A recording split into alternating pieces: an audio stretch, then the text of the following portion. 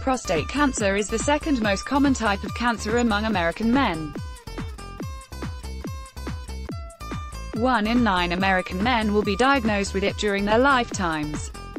Colorado Senator Michael Bennet is one of them. He learned of his diagnosis this past March, calling himself fortunate because the cancer was detected early. He underwent surgery in April. His spokesperson said the operation was completely successful and he requires no further treatment. Rather than abandoning his plans to run for the presidency, Bennet went ahead with them, explaining that, "This unanticipated hurdle only reinforces how strongly I feel about contributing to the larger conversation about the future of our country, and I am even more committed to drive that conversation in a positive direction." Bennet is not the first presidential candidate to have been diagnosed with prostate cancer. Then Sen. John F. Kerry was diagnosed with prostate cancer in 2003 during his presidential bid and took several weeks off from campaigning for treatment. The basic name of Michael Farrand Bennet Moron, United States election, 2020 elections and voting polls and public opinion. Date of birth, November 28, 1964. Place of birth, New Delhi, India. Religion, unaffiliated. Spiritual political party, Democratic Party. Marital status, Susan Daggett, M. 1997. Moron, United States election, 2020 elections and voting polls and public opinion. Children, Caroline, 19, Helena, 17, Anne, 14. Alma mater, Wesleyan University, B.A., Yale Law School, J.D., career, businessman, lawyer, U.S. Senator from Colorado. Campaign website, https://michaelbennet.com/ Twitter handles, @MichaelBennet. He told host John Dickerson that, "This country faces two enormous challenges. One is a lack of economic mobility and opportunity for most Americans, and the other is the need to restore integrity to our government." Facebook, Twitter, LinkedIn, email, share. The Bennet campaign supplemented the CBS appearance with a video and an essay posted on Medium. The video is titled 7,591 Words, the number of words in the Constitution. Bennet portrays himself as a workhorse rather than a show horse, saying he didn't go to Washington to get attention but to pay attention. As a pragmatic idealist, he vows to fix healthcare, pass a tax cut that benefits working-class Americans, and invest in education. He didn't discuss foreign policy other than to say that money spent on tax cuts for the wealthy and wars in the Middle East could have been used to rebuild America's infrastructure, address climate change, and improve public education. Facebook, Twitter, LinkedIn, email, share. The Medium essay elaborated on Bennet's proposals for cleaning up politics and improving domestic policy.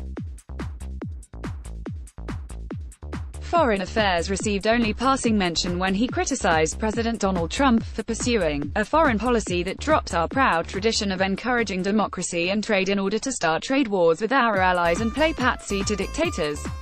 Bennet's story. Bennet was born in New Delhi, India, where his father was working as an aide to the U.S. ambassador to India. Although he was born outside of the United States, he is considered under U.S. law to be a natural-born citizen, and eligible to be president. Bennet's mother was born in Warsaw in 1938 and survived the Holocaust as a child in the Warsaw Ghetto before emigrating to the United States in 1950. Bennet was raised in Washington, D.C.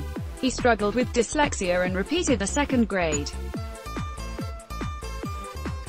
He recalls being upset that friends like future National Security Advisor Susan Rice moved on to the third grade without him.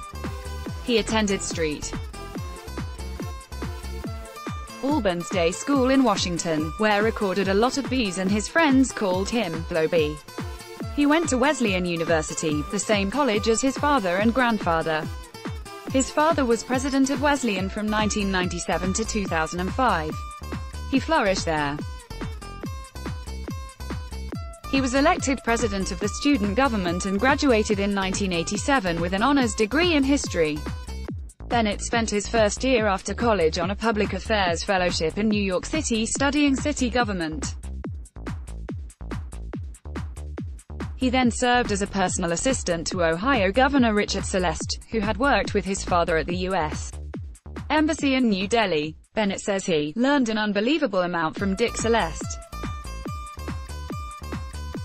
I didn't realize how much I had learned until I started running for office myself. Bennet then went to Yale Law School, graduating in 2003. He did well for himself during his time in New Haven, becoming editor-in-chief of the Yale Law Journal. He then clerked for the U.S. Fourth Circuit Court of Appeals in Baltimore. He took a job at a prestigious Washington law firm of Wilmer, Cutler and Pickering, but quickly decided it wasn't for him.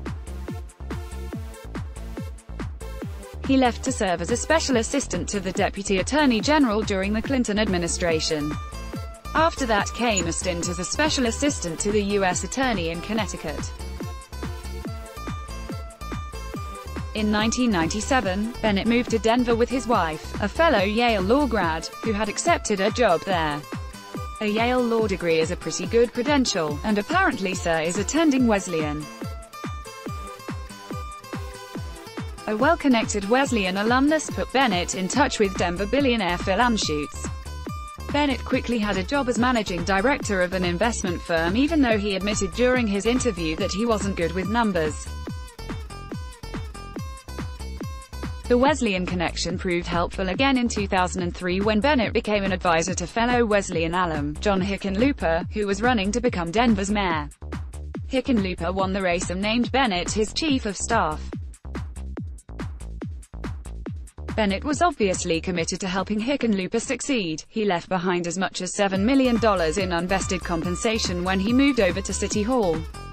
Hickenlooper repaid that loyalty. In 2005, he appointed Bennet, who had no training in education policy, superintendent of the Denver Public Schools. In 2009, Colorado Senator Ken Salazar resigned his seat after President Barack Obama nominated him to be Secretary of the Interior. The betting money was that Colorado's governor would ask Hickenlooper to fill the seat. He instead appointed Bennet, who had never before run for public office. For someone with no experience, he was pretty good at campaigning. He won election in 2010 and re-election in 2016. Bennet currently serves on the Agriculture, Finance, and Intelligence Committees. Bennet's younger brother James is the editorial page editor for The New York Times. When Michael announced his candidacy, James recused himself from all opinion coverage of the 2020 campaign.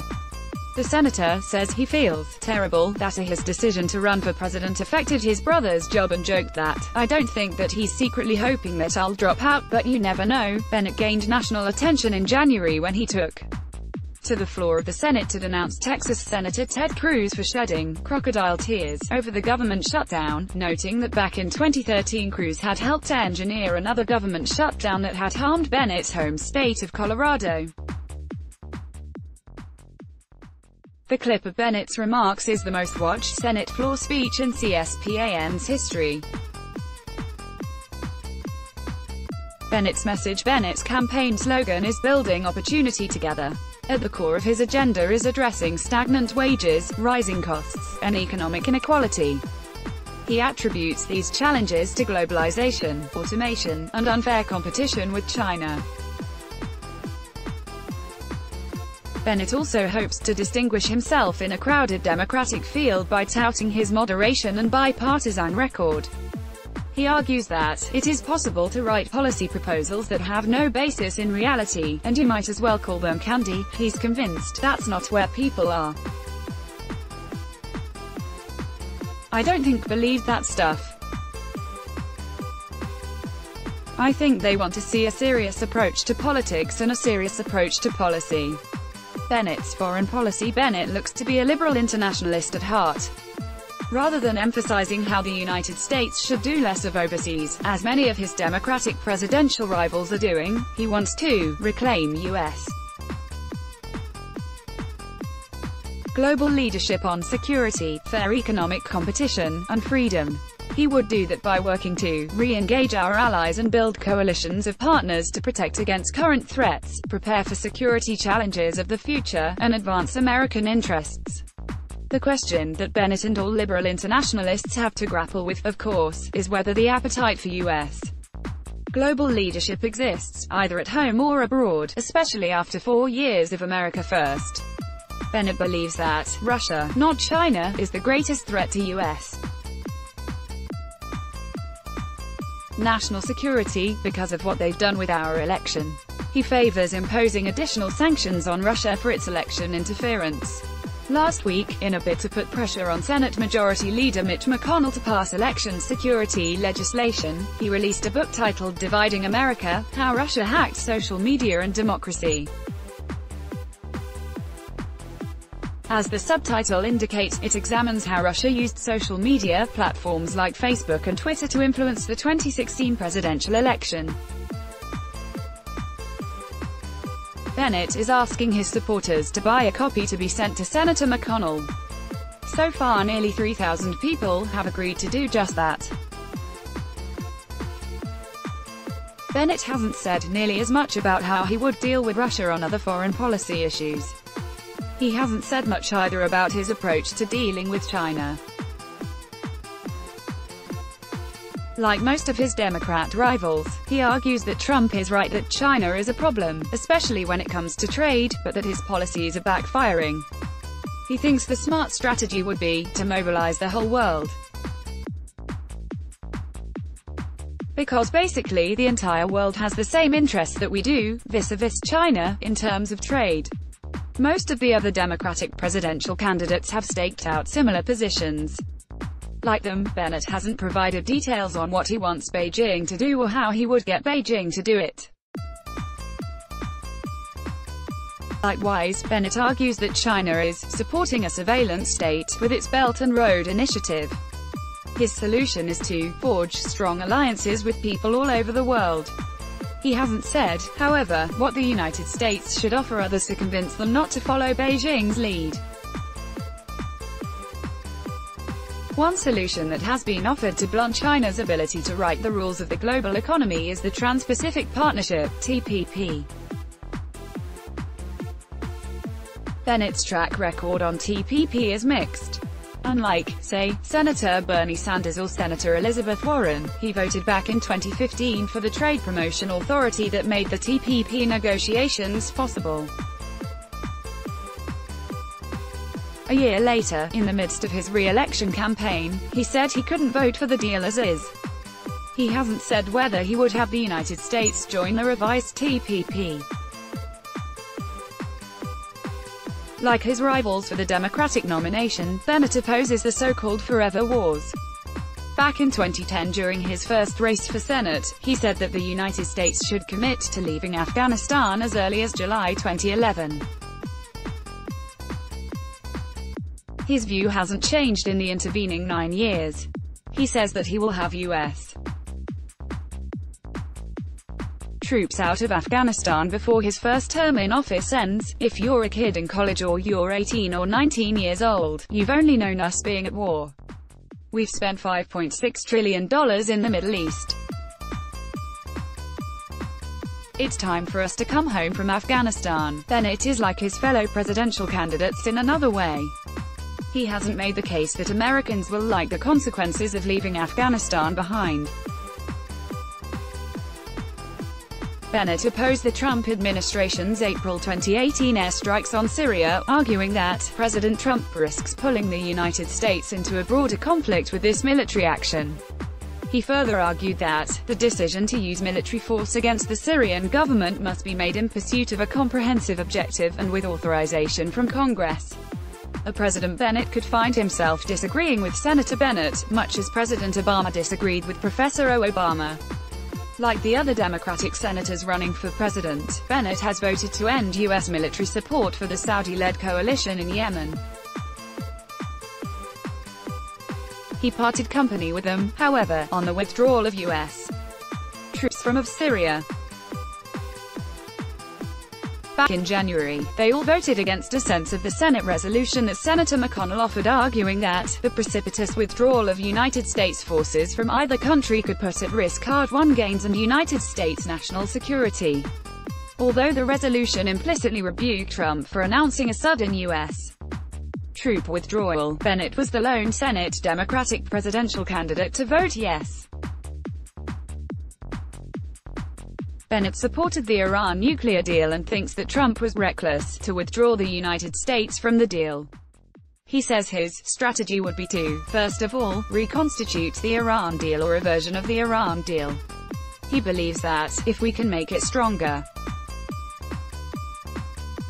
we should certainly make it stronger. He hasn't said precisely how he would strengthen the agreement or how he would get Tehran to agree to tougher terms. Bennet has been more cautious than many of his fellow Democrats in his remarks about Trump's handling of relations with North Korea. His standard line is that North Korea's nuclear program poses a grave threat to the international community. He believes that any American president deserves support for pursuing a diplomatic approach toward the complete, verifiable, and irreversible denuclearization of the Korean Peninsula. But North Korea's track record requires all parties to be cautious about any agreements made by its leader. Bennet agrees with all of the Democratic challenges that climate change threatens American security and prosperity.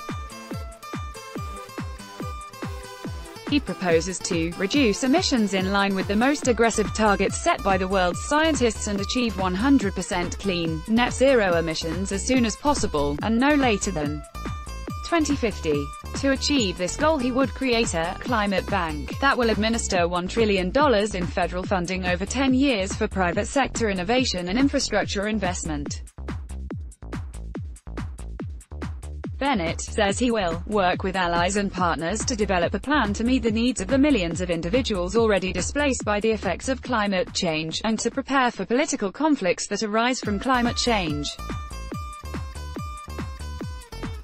In April, Bennet joined a bipartisan group of senators to introduce the Venezuela Emergency Relief, Democracy Assistance and Development (VERDAD) Act. The bill endorses U.S. support for opposition leader Juan Guaido, authorizes $400 million of new humanitarian assistance, and removes sanctions on officials who defect from the Maduro government. Bennet has worked on immigration issues during Senate career.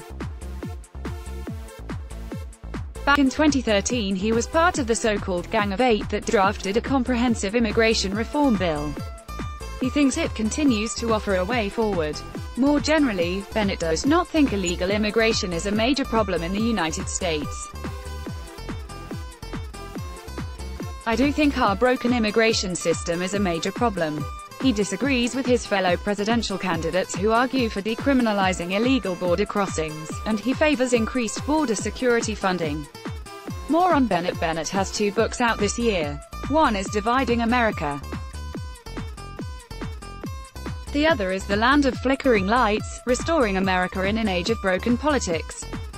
Released in June, the ad copy says that it lifts a veil on the inner workings of Congress to reveal, through a series of actual stories, about the people, the politics, the motives, the money, the hypocrisy, the stakes, the outcomes, the pathological culture of the Capitol and the consequences for us all. Shortly after The Land of Flickering Lights was published, Bennet discussed the book and his run for the presidency with Colorado Public Radio. Back in 2017, Bennet went on the Ezra Klein Show to discuss why he frequently despairs over how the Senate does, or perhaps more accurately, doesn't, do its job.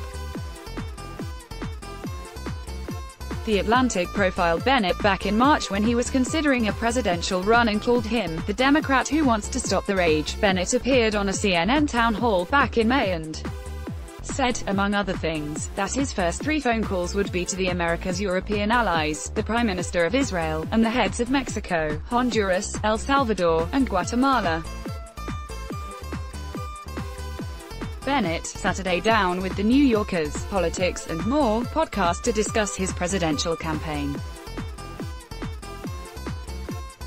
Bennet met with the Washington Post editorial board in July to discuss his vision for America. Bennet Saturday Down with both Mother Jones and the Vergecast last week to discuss what he hopes to accomplish by releasing Dividing America. Bennet answered 18 questions for the New York Times. When he was asked where he would go on his first international trip as president, he said, "I probably would go to Europe to reassert that the alliance is strong." Brendan Eberts and Alia Medetbekova assisted in the preparation of this post. Let's block ads. Why?